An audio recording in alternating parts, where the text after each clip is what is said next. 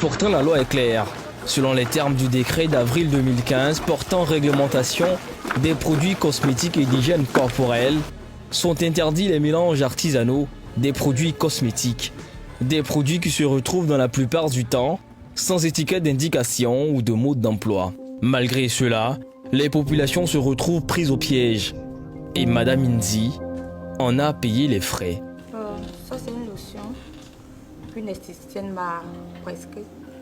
Alors, normalement, elle m'a dit que cette lotion était pour avoir une très belle peau, enlever tous les taches, rendre la peau très, très, très belle. Et il se trouve qu'après utilisation, j'ai senti de très forts picotements au niveau du visage. Et j'appelle l'esthéticien en question, elle me dit oui, en fait, c'est comme ça qu'on continue. Et après, je vois que ça fait un effet peeling. Un effet peeling. Elle ne m'avait pas dit que c'était pour faire peeling, parce que peeling, il faut prendre du temps, une semaine et tout. Mais bon, j'étais déjà dans la procédure, je ne pouvais pas, comment on appelle, arrêter. C'est enclenché, donc j'étais obligée de continuer. Et elle me suivait les matins, je lui envoyais des photos. Mais au bout de 2 semaines, je vois que ma peau était gravement irritée. Ou même l'eau de robinet même me picotait le visage. J'avais le visage brûlé et j'avais perdu confiance en moi. Et c'était vraiment désagréable. C'était quoi? Comment le mode d'application, c'était quoi en fait? Elle m'a dit que je devais appliquer sur tout le visage. Sur tout le visage. Et je dois l'appliquer le matin, après le bain, et le soir, après le bain. 2 fois dans la journée. Il y a 4 mois, après avoir observé des boutons sur son visage, elle décide de faire confiance à une gamme de produits cosmétiques proposés par une esthéticienne sur les réseaux sociaux. Les promesses sont toujours les mêmes, effet clarifiant, gommant, avec un aspect légèrement éclaircissant. Oui, ça m'a vraiment brûlé la peau. Au point où je ne pouvais même pas sortir de la maison. J'étais carrément, je ne pouvais pas sortir, faire vaquer à mes occupations. Mes visiteurs même au salon, je ne pouvais pas, je me cachais à tout moment. Mon mari me revient du travail, je ne peux même pas m'asseoir à côté de lui pour manger parce que j'étais mal et j'ai commencé même à déprimer. Après les premières applications, le résultat n'était pas ce qu'elle espérait. Et Madame Z saisit l'esthéticienne à nouveau pour l'alerter des conséquences sur son visage. Cette dernière va lui recommander un autre type de lotion, soi-disant réparateur. Elle m'a donné ça parce qu'elle a trouvé ça trop fort. Elle dit que cette lotion était trop forte. Donc du coup, elle me donne cette lotion et que je devais continuer à appliquer pour réparer. Et au bout d'une semaine, j'ai vu que c'était pratiquement pareil. La peau, au fur et à mesure, ça me brûlait. Donc la peau est devenue très très sensible. Les boutons ont commencé à sortir. Et quand je suis allée vers elle, une de ses prestataires m'a dit que madame, ne prenez plus la lotion parce que de la manière je vois votre visage, vraiment, je vous déconseille parce que ce produit a un mauvais retour. Il dit ah bon, d'accord, il n'y a pas de problème. Donc quand je suis revenue à la maison, j'ai commencé moi-même à appeler les amis, des pharmaciennes, des amis pour me trouver des produits pour corriger ce problème-là. Coût des réparations, 1 million de francs CFA, auprès d'un dermatologue qui lui a été recommandé. Malgré les dommages, chaque jour, Madame Z répète les mêmes gestes et applique sur son visage le produit à polémique.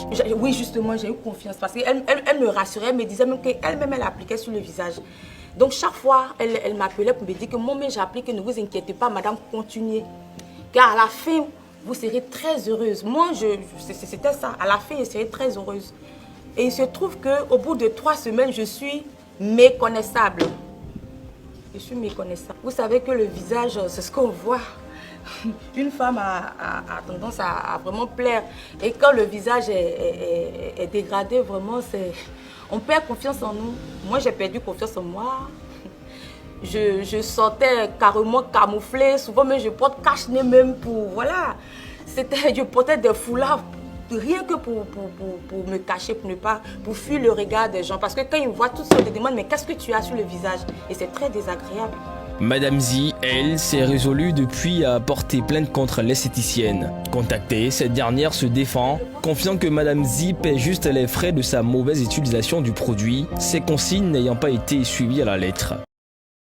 Alors, ce que vous avez entendu là est très caractéristique des femmes qui vendent des produits éclaircissants et des femmes qui veulent se dépigmenter la peau. Quand vous voulez vous dépigmenter la peau, vous utilisez le même process que cette dame-là. Vous allez chez une mamie Jansan, vous achetez ses produits, vous utilisez ces produits. Avant de les utiliser, bien sûr, elle vous donne les consignes. Oui, d'ici 1 semaine ou 2 semaines, la peau sera magnifique. Il n'y a pas de problème. Tu appliques matin et soir et tu auras une jolie peau. Elle ne vous demande pas d'appliquer des crèmes solaires. Elle ne vous demande pas de n'appliquer ces produits qu'en soirée. Elle ne vous demande pas d'éviter de vous gommer le visage, etc. Donc, il n'y a aucune recommandation, en fait, pour éviter que ce produit qui est déjà toxique à la base ne devienne encore plus toxique et plus dangereux. Vous rentrez chez vous, toute comme cette dame-là, contente d'avoir trouvé un trésor pour votre peau. Vous utilisez le produit et bim, au bout de quelques jours, souvent c'est quelques jours, la peau s'énerve. Pourquoi? Mais tout simplement parce que, en fait, dans ces produits, et ça, je vous le dis, parce que je le tiens d'une ex-mamie Jansan repentie. Oui, il y a des mamies Jansan repenties qui se sont confiées à moi et qui m'ont livré certains de leurs secrets. Ils m'ont dit, la Thelma, en fait, on met des acides dans ces produits. On achète des acides, certains viennent de Chine, d'autres vous allez dans les marchés, vous achetez des produits riches en acide, alors vous achetez carrément de l'acide que parfois vous diluez dans un peu d'eau et vous mélangez, vous faites vos mélanges. Et c'est pour ça que vous avez entendu la dame dire ça brûle, parce que en fait ce sont des acides qu'elles mettent dans leur composition. Donc ça va brûler, bien sûr c'est normal, parce que d'abord l'acide ça brûle, de 2 vous l'appliquez en plein jour sur le soleil, surtout en Afrique. Et effectivement, vous avez des problèmes, vous avez des brûlures, vous avez des boutons, etc. Mais le plus dramatique, c'est que vous repartez voir la dame. En fait, c'est vraiment ce qui se passe. Hein. Vraiment, la dame a bien expliqué, c'est vraiment ce qui se passe. Vous repartez voir la dame et la mamie Jansan vous dit, la dame là vous dit, non, tu as mal utilisé le produit. Avant de vous dire ça, elle vous dit, tu as mal utilisé le produit, mais je peux te proposer une lotion répartie. Parce que maintenant, dans leur bouche, on parle de réparation de la peau. Et je vous dis, j'ai mené ce combat. Depuis des années, je mène ce combat. Et réparer les peaux fait partie de mon langage, en fait. Donc, elles utilisent en fait mon langage. Parce que je dis, il faut réparer la peau. Ça fait partie de mon langage. Parce que dans la sensibilisation, je parle de peau en transition et je parle de réparer les peaux. Donc, c'est devenu la mode. Les produits réparateurs, vous voulez réparer votre peau, alors vous achetez un produit qui vous abîme, mais non seulement elles ont des produits pour abîmer la peau, mais elles ont aussi des produits pour réparer la peau. Et ce qui est étonnant, c'est que la femme ne réfléchit pas. Tu peux pas aller chez une femme qui vend des produits de beauté, elle a des produits pour traiter, mais elle a des produits pour réparer la peau que tu as abîmée par ses propres produits. Donc rien que ça devrait déjà vous alerter, mais non, ça n'alerte pas. La dame, elle achète encore un produit qui va soi-disant réparer la peau qui a été abîmée par le produit de cette même personne-là. À un moment, il faut quand même réfléchir et se poser des bonnes questions quand même. Vous ne pouvez pas acheter un produit chez une femme, un produit qui vous détruit.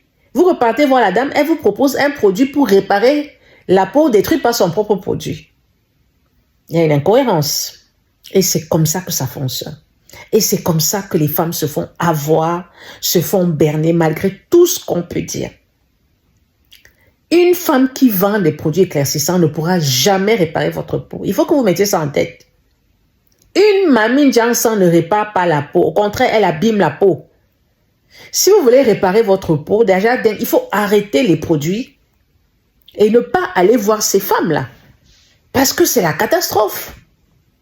Je ne sais pas si vous avez compris. Si vous voyez un peu où se situe l'incohérence de tout ça, mais est-ce que la femme comprend?